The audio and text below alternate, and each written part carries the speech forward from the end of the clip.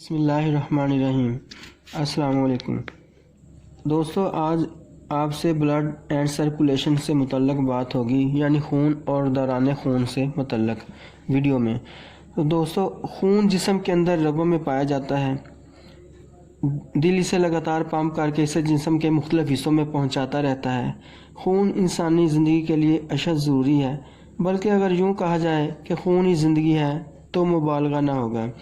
خون میں تقریباً 55% مائع اور 45% ٹھوس ذرات ہوتے ہیں۔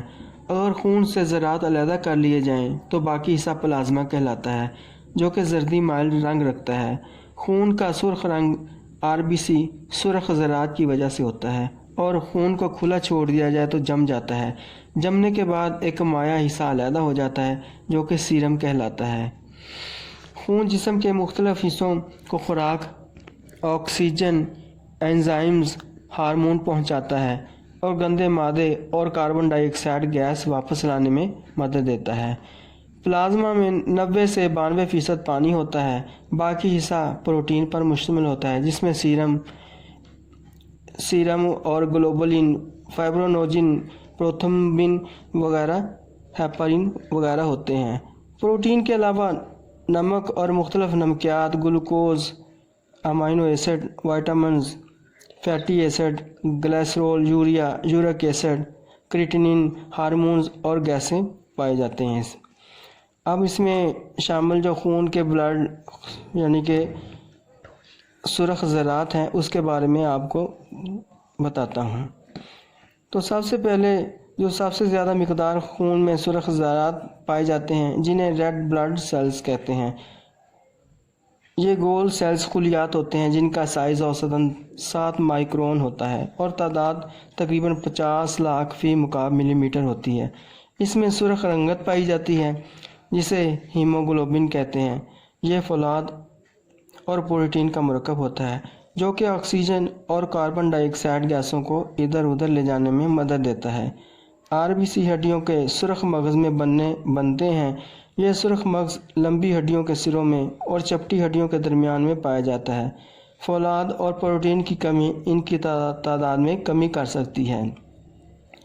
اب اس کے بعد ایک سیل جسے ریٹیکیولر سائٹ کہتے ہیں بنتا ہے، اور اس کی رنگت سرخ بن جاتی ہے، لیکن نیوکلیس اس میں ہوتا ہے۔ اس ریٹیکولر سائٹ میں سے نیوکلیس غائب ہو جاتا ہے، صرف چند دھاگے سیل کے درمیان نظر آتے ہیں، لیکن یہ آہستہ آہستہ غائب ہو کر صرف خالی سرخ رنگ کا گول سیل رہ جاتا ہے، جسے اریتھروسائٹ کہتے ہیں بن جاتا ہے۔ یہی RBC ہوتا ہے۔ RBC کے کنارے موٹے ہوتے ہیں اور درمیان سے پتلا ہوتا ہے۔ ان کی عمر تقریباً 120 دن ہوتی ہے۔ اس کے بعد یہ تباہ ہو کر تلی میں پہنچ جاتے ہیں، جہاں ہیموگلوبن علیحدہ ہو کر جگر میں چلی جاتی ہے، جس میں سے بلیروبن صفرا میں پتے کے راستے خارج ہو جاتی ہے اور فولاد جگر میں رہ جاتا ہے۔ اب خون کے جو سفید ذرات ہیں، ان کے بارے میں آپ سے بات کرتا ہوں۔ یہ خون کے بے رنگ ذرات ہوتے ہیں۔ ان میں نیوکلیس ہوتا ہے۔ نیوکلیس ایسے لوتھڑے دار ہوتا ہے، اور یہ پروٹوپلازم میں مزید چھوٹے ذرات بھی پائے جاتے ہیں، اور سرخ اور بے سرخ ذرات میں نیلے رنگ کے نظر آتے ہیں۔ یہ سفید ذرات white corpuscles white blood cells کہلاتے ہیں۔ یہ عموماً تعداد میں 6000 فی مکعب ملی لیٹر ہوتے ہیں۔ سب سے زیادہ تعداد نیوٹروفل ذرات ہوتے ہیں۔ ان کی تعداد 70% تک ہو سکتی ہے، اور تقریباً یہ 4% یا کم ذرات تقریباً 1% تک پائے جاتے ہیں۔ ان کا سائز تقریباً 8 مائکرون تک ہوتا ہے۔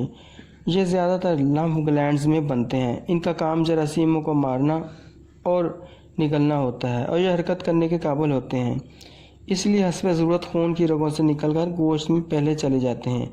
جراثیموں کو نکلنے کے علاوہ وائٹ سیلز جو ہے امیونٹی پیدا کرنے میں بھی مدد دیتے ہیں۔ امید کرتا ہوں ویورز، یہ وائٹ بلڈ سیلز اور ریڈ بلڈ سیلز سے متعلق جو انفارمیشن آپ کو دی ہیں، یہ آپ کو پسند آئے گی۔ اگلی ویڈیو میں آپ سے پلیٹلیٹس اور مختلف جو خون کی سرکولیشن ہے، blood grouping, RH factor, immunity اور نارمل ویلیوز سے متعلق آپ سے بات ہوگی۔ اجازت چاہتا ہوں۔ اللہ حافظ۔